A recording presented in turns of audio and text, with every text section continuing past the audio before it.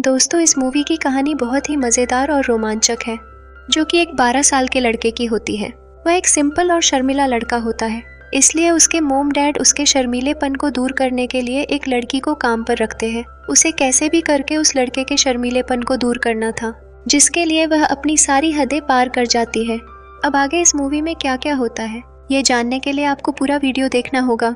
नमस्कार दोस्तों, मेरा नाम है अंजलि। स्वागत है आपका हमारे चैनल पर। आज हम आपको एक मज़ेदार और emotional film no hard feelings 2023 की पूरी कहानी बताएंगे।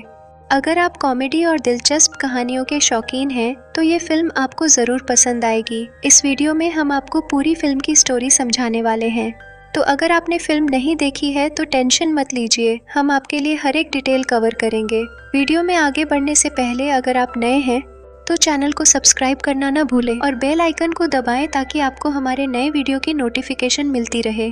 तो चलिए शुरू करते हैं। मूवी की शुरुआत में हमें एक टोह ट्रक को दिखाया जाता है जो कि कहीं जा रहा होता है। थोड़ी देर बाद हम देखते हैं कि वह ट्रक एक घर के बाहर आकर रुकता है, जो कि किसी की गाड़ी को टोह करने के लिए आया था।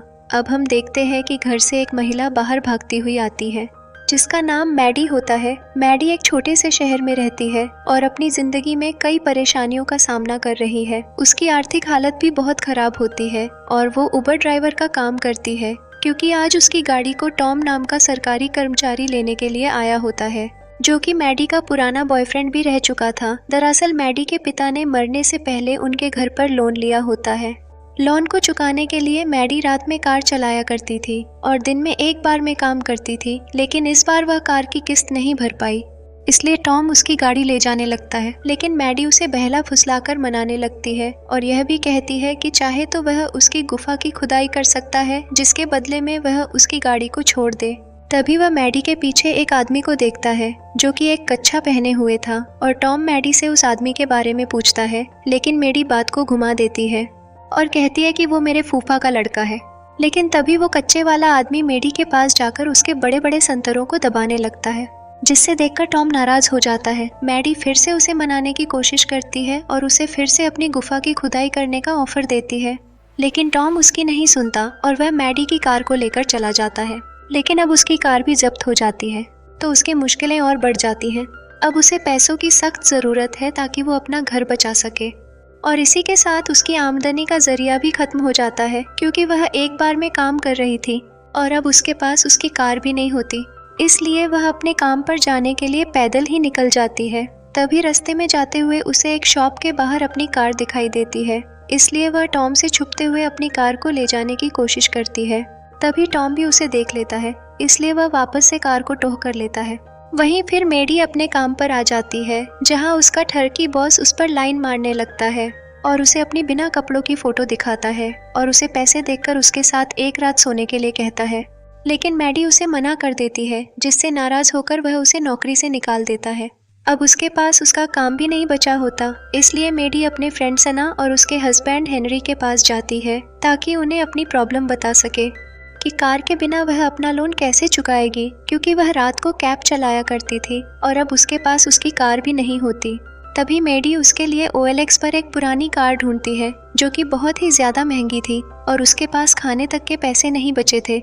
इसी दौरान उसे एक अजीब सा ऑफर मिलता है। एक अमीर कपल एलिसन और लॉर्ड ब्रायन मैडी से संपर्क करते हैं। उनका इकलौता बेटा पर्सी ब्रायन, जो कि बहुत शर्मीला और इंट्रोवर्ट लड़का था, वो चाहते थे कि मैडी उनके बेटे को थोड़ा सोशल बना दे और उसकी डेटिंग लाइफ शुरू करवाए।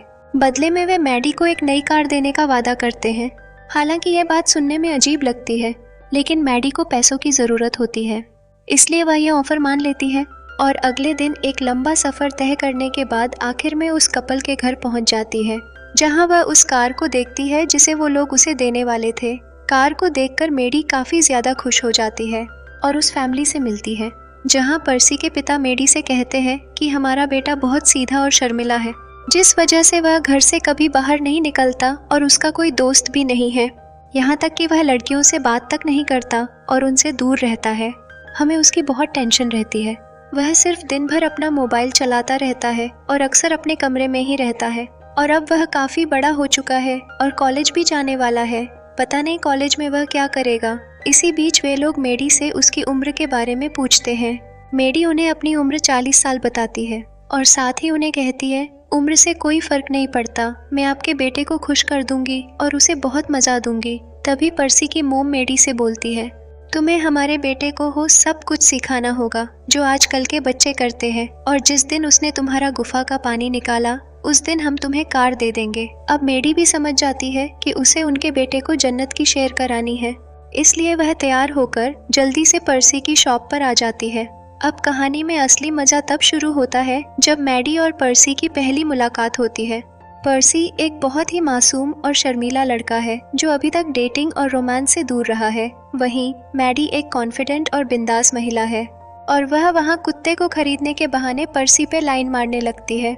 लेकिन पर्सी एकदम शर्मिला लड़का था, इसलिए वह उस पर बिल्कुल भी ध्यान नहीं देता और उसे इग्नोर करके वहाँ से चला जाता है। तभी मैडी उसे कहती है कि वह उसे अपने साथ घर छोड़ देगी, लेकिन पर्सी उसके साथ नहीं जाना चाहता था, इसलिए मैडी ज़बरदस्ती से उसकी बाइसिकल को अपनी गाड़ी में डाल देती है। इसलिए पर्सी को मजबूरी में उसके साथ जाना पड़ता है। तभी मैडी उसके साथ मजाक करते हुए उसे बोलती है कि वह उसे किडनैप करके ले जा रही है। यह कहते हुए मैडी उससे उसका फ़ोन भी ले लेती है और गाड़ी उसके घर के बजाय अपने घर की तरफ ले जाती है। और जैसे वे लोग मैडी के घर पर पहुंचते हैं तो पर्सी मैडी के चेहरे पर पेपर स्प्रे छिड़क देता है, जिससे मैडी की आंखें जलने लगती है। अब पर्सी भी कार से उतरकर भागने लगता है। तभी फिर से वह मैडी से टकरा जाता है और उस पर एक बार और पेपर स्प्रे छिड़क देता है, जिससे मैडी काफ़ी गुस्सा हो जाती है और उससे गुस्से में कहती है कि मैं तुम्हें किडनैप नहीं करना चाहती थी, मैं तो बस तुम्हारे साथ डेट पर जाना चाहती थी। मैडी की यह बातें सुनकर पर्सी को बेहद अफसोस होता है और वह वाटर पाइप से मैडी के चेहरे पर पानी डालता है और साथ ही शाम को वह उसके साथ डेट पर जाने के लिए तैयार भी हो जाता है। अब यहीं से सीन शिफ्ट होता है और हम मैडी को एक रेस्टोरेंट में देखते हैं जहाँ पर वो पर्सी का इंतज़ार कर रही होती है।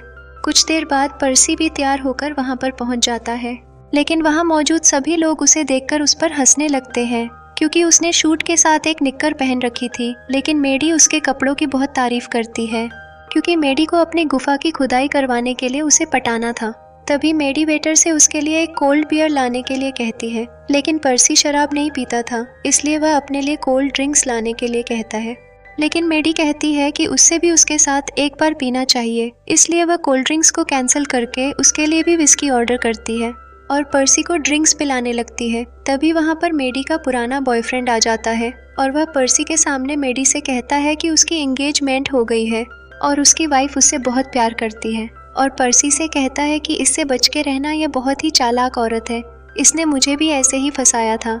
यह सब बातें कहकर वह वहाँ से चला जाता है। अब यहीं से सीन शिफ्ट होता है और हमें दिखाया जाता है कि मैडी पर्सी के साथ एक बीच पर होती है जहाँ वह उसे डेटिंग और ज़िंदगी के मज़े सिखाने की कोशिश करती है, लेकिन पर्सी की मासूमियत और नर्वसनेस की वजह से चीज़ें और भी मज़ेदार हो जाती हैं। तभी मैडी उससे पानी में जाने और उसके साथ मज़े करने के लिए कहती है, लेकिन पर्सी को तैरना नहीं आता था। मैडी उसे स्विमिंग सिखाने के लिए कहती है और साथ ही उसके कपड़े भी उतारने लगती है, लेकिन पर्सी उसे मना कर देता है, जिससे मैडी उसके औजार को खड़ा करने के लिए खुद अपने सारे कपड़े उतार देती है और पानी में चली जाती है। फिल्म में कॉमेडी का असली तड़का तब लगता है जब मैडी पर्सी को डेटिंग की ट्रेनिंग देना शुरू करती है। मैडी की हिम्मती और बिंदास पर्सनैलिटी के सामने पर्सी पूरी तरह हक्का बक्का रहता है। एक तरफ मैडी उसे खुलकर जीने और मस्ती करने के लिए उकसाती है और उसे भी पानी में आने के लिए कहती है और साथ ही अपनी गुफा की खुदाई करवाने के लिए कहती है। मैडी को देखकर अब पर्सी का भी खड़ा हो जाता है, इसलिए वह भी अपने कपड़े उतारकर पानी में चला जाता है।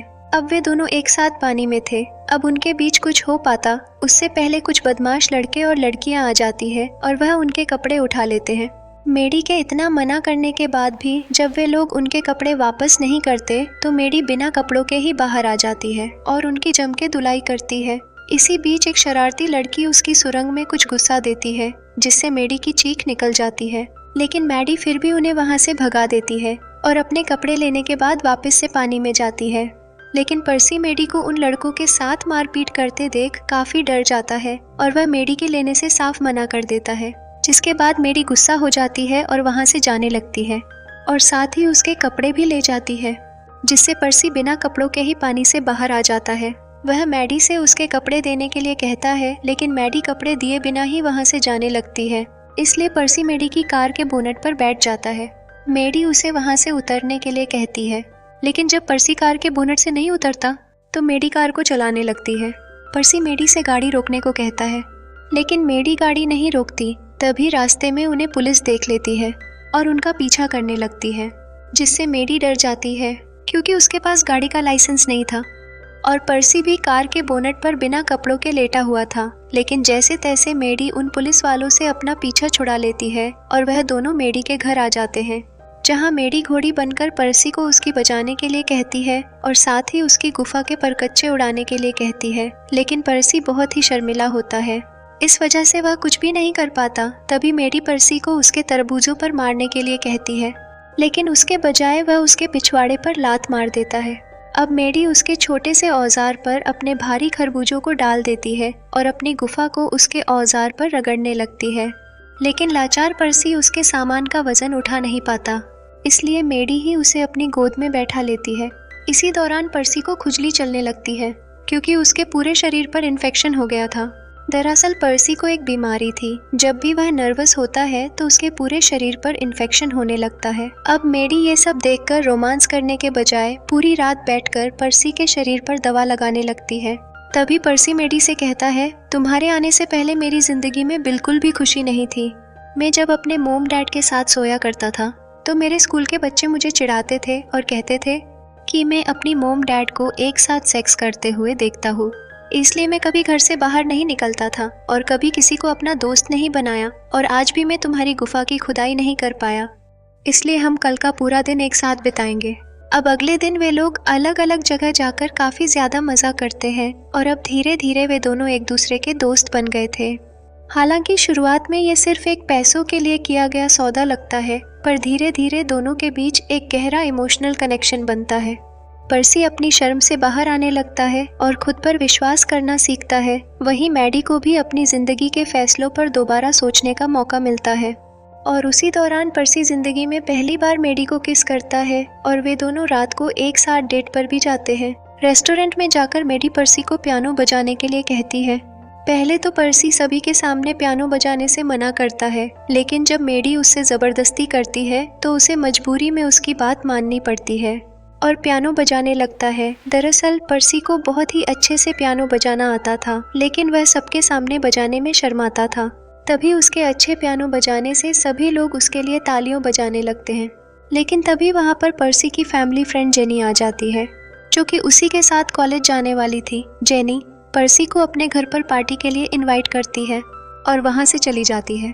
जेनी को पर्सी के साथ देखकर मैडी को काफ़ी ज़्यादा जलन होती है, जिससे वह उसे कहती है कि वह उसके साथ बस गर्मियों तक ही रहने वाली है। तभी पर्सी मैडी से कहता है कि मेरे कॉलेज जाने के बाद तुम मेरे से वहाँ मिलने आ जाना। लेकिन मैडी उसे कहती है, तुम्हें वहाँ अपनी उम्र की लड़कियों के साथ एंजॉय करना चाहिए, तुम्हें वहाँ मेरी ज़रूरत नहीं। इस बात से पर्सी काफ़ी ज़्यादा गुस्सा हो जाता है और उसकी कज़न जेनी की पार्टी में जाने के लिए निकल जाता है। मैडी उसे समझाने की कोशिश करती है, लेकिन पर्सी उसकी एक बात भी नहीं सुनता और जेनी की पार्टी में चला जाता है। मैडी भी उसी के साथ उसके पीछे पीछे बिना इनवाइट कार्ड के चली जाती है, जहाँ सभी लड़के और लड़कियाँ मैडी का मजाक बनाने लगते हैं और उसे आंटी आंटी कहकर चिढ़ाने लगते हैं और उसका वीडियो भी बनाने लगते हैं। लेकिन मैडी उन सबको इग्नोर करके पर्सी को ढूंढने हुए ऊपर के एक कमरे में पहुँचती है, लेकिन पर्सी दरवाज़ा नहीं खोलता, जिससे मैडी को गुस्सा आ जाता है और वह दरवाज़ा तोड़ देती है। कमरे के अंदर पर्सी ने काफ़ी शराब पी रखी थी और वह बिना कपड़ों के अपनी कज़न के साथ था, इसलिए मैडी उसका नशा उतारने के लिए उसके मुंह में डालकर उसे उल्टियाँ करवाती है। लेकिन तभी वह सभी लड़का लड़की के पेरेंट्स भी पहुंच जाते हैं और वह मैडी को भला बुरा बोलने लगते हैं और उसकी बहुत इंसल्ट करते हैं। ये सब देखने बाद पर्सी बिल्कुल भी मैडी की बेइज्जती सहन नहीं कर पाता, इसलिए वह उस चाचा को मारने लगता है, लेकिन उनके बजाय पर्सी का मुक्का मैडी को लग जाता है। वहीं वे दोनों जब घर जा रहे होते हैं तो पर्सी मैडी को सॉरी बोलता है और वह उससे उसकी गुफा का पानी निकालने के लिए उसकी इजाज़त मांगता है। तो मैडी भी अपनी खुदाई करवाने के लिए तैयार हो जाती है, लेकिन कुछ देर बाद मैडी को लगता है उसने काफ़ी ज़्यादा शराब पी रखी है, इसलिए वह उसे देने के लिए मना कर देती है और उसे कहती है, मैं तुम्हें कल अपने गुफा का स्वाद चखाऊंगी। तभी सीन शिफ्ट होता है और हम पर्सी को उसके घर पर उसके माता पिता के साथ देखते हैं, जहां वह काफ़ी ज़्यादा खुश लग रहा था क्योंकि आखिरकार आज वह दिन था जब वह पहली बार किसी की गुफा की खुदाई करने जा रहा था और अब वह अपने मम्मी पापा से कॉलेज जाने से मना कर देता है। क्योंकि वह इस शहर से बाहर नहीं जाना चाहता था और वह बस मेडी के साथ रहना चाहता था और दिन भर उसकी बजाने चाहता था। यह सुनकर पर्सी के मम्मी पापा परेशान हो जाते हैं क्योंकि वह पर्सी को चालाक बनाने चाहते थे, लेकिन यह तो कुछ ज्यादा ही शरारती बालक बन गया था। इसलिए वे दोनों पर्सी को कार में इंतजार करने के कहकर मेडी को कॉल करते हैं और उसे कहते हैं, तुम्हें पर्सी को कॉलेज जाने के लिए मनाना होगा और इसके लिए हम तुम्हें और भी ज्यादा पैसे देंगे। वहीं दूसरी तरफ पर्सी भी कार में बैठा हुआ था और वह कार के ब्लूटूथ के जरिए उनकी बातें सुन लेता है। लेकिन जैसा कि हर कहानी में होता है, यहाँ भी एक ट्विस्ट आता है। जब पर्सी को सच्चाई का पता चलता है कि उसके माता पिता ने मैडी को पैसे देकर उसके साथ डेट पर भेजा था, ये सच्चाई जानने के बाद पर्सी का दिल टूट जाता है और उसे ऐसा महसूस होता है कि उसके साथ धोखा हुआ है। वह मैडी से दूर हो जाता है क्योंकि जिस लड़की को उसने अपना सब कुछ मान लिया था और वह उससे प्यार करने लगा था, वह बस पैसे के लिए उसके साथ थी जिसे उसके मम्मी पापा ने काम पर रखा था। अगले दिन पर्सी अपने मम्मी पापा को बिना बताए मेडी को अपने घर बुलाता है। पर्सी के मम्मी पापा पर्सी के सामने ऐसे नाटक करते हैं जैसे कि वह उसे जानते ही न हो, लेकिन उन्हें क्या पता था कि पर्सी को अब सब कुछ पता चल गया था। तभी पर्सी को अपने किसी फ्रेंड का कॉल आ जाता है और वह उसे अपने घर के बाहर बुलाता है। दरअसल उसने अपने दोस्त को कुछ हथियार लाने के लिए कहा था ताकि वह उस गाड़ी को तोड़ सके जिसे उसके मोम डैड मेडी को देने वाले थे। जिसके बाद वह गाड़ी को घर से दूर कहीं जंगल में ले जाकर उसकी बैंड बजाने लगता है। वहीं फिर पर्सी मेडी के पास जाता है और उसे कहता है कि मुझे तुम्हारे चूचे दबाने हैं, क्योंकि अब वह बहुत ही शरारती बालक बन चुका था। तो मेडी भी उसकी बात मान जाती है, लेकिन अब पर्सी पहली बार अपना हथियार मेडी की गुफा में डालने जा रहा था, इसलिए अब मैडी भी काफी ज्यादा एक्साइटेड थी। लेकिन पर्सी का हथियार मेडी की गुफा में जाने से पहले ही उसका पानी निकल जाता है। ये सब होने के बाद पर्सी मेडी को सब कुछ बता देता है कि मुझे पता है तुम्हारे और मेरे मम्मी पापा के बीच क्या डील हुई है और तुमने मेरे साथ झूठा प्यार का नाटक किया था। इसलिए अब पर्सी मेडी को अपने जिंदगी से निकलने के लिए कहता है। मेडी भी अब बहुत दुखी थी और अपने घर आ जाती है, लेकिन अगली सुबह वह देखती है पर्सी के मम्मी पापा ने उसे वही टूटी फूटी कार भेजी थी। अब मेडी अपनी टूटी हुई कार लेकर कई महीनों तक जी जान से मेहनत करती है और अपने घर का सारा लोन चुका देती है। और अब यह मुसीबत तो उसकी जिंदगी से खत्म हो गई थी, लेकिन अभी मेडी के दिल में पर्सी के लिए कुछ फीलिंग्स थी और वह उससे माफी मांगना चाहती थी। इसलिए वह एक दिन तैयार होकर पर्सी को ढूंढने के लिए उसके कॉलेज पहुंच जाती है और उसके पास जाके उससे माफी मांगने लगती है। लेकिन पर्सी उसकी बात नहीं सुनता और कार लेकर वहां से जाने लगता है। इसलिए मेडी पर्सी की कार के बोनट पर बैठ जाती है और नीचे उतरने का नाम नहीं लेती। इसलिए पर्सी कार को चलाने लगता है और मेडी को एक बीच पर पानी में गिरा देता है। यहाँ वे लोग काफी सारी बातें करते हैं। मेडी को भी अपने फैसलों का एहसास होता है और वह पर्सी के साथ अपने रिश्ते को सुधारने की कोशिश करती है और वह पर्सी से माफी भी मांगती है। पर्सी भी समझता है कि मेडी का इरादा गलत नहीं था। दोनों के बीच सुलह हो जाती है और एक दूसरे से माफी मांगते हैं और फिर से दोस्त बन जाते हैं। वहीं हम लास्ट का सीन देखते हैं जहां पर्सी अपने मोम डैड से मिलकर कॉलेज जाने के लिए सामान पैक करता है, जहां मेडी उसका इंतजार कर रही होती है, जो पर्सी को उसकी कॉलेज छोड़ने के बाद कैलिफोर्निया जाने वाली थी। फिल्म का अंत बहुत ही प्यारा और दिल को छू लेने वाला है। तो दोस्तों, नो हार्ड फीलिंग्स एक मज़ेदार और दिलचस्प फिल्म है जो आपको हंसाने के साथ साथ इमोशनली भी टच करती है। अगर आपको कॉमेडी और दिल छूने वाली कहानियाँ पसंद हैं तो ये फिल्म आपको एक बार ज़रूर देखना चाहिए। अगर आपको ये मूवी एक्सप्लेनेशन पसंद आया हो तो इस वीडियो को लाइक करें और चैनल को सब्सक्राइब करें और नीचे कमेंट करके बताएं कि आपको ये फिल्म कैसी लगी। और हाँ, आप अगली कौन सी फिल्म की स्टोरी एक्सप्लेनेशन देखना चाहते हैं ये भी हमें ज़रूर बताएं। मिलते हैं अगले वीडियो में दोस्तों, तब तक के लिए धन्यवाद।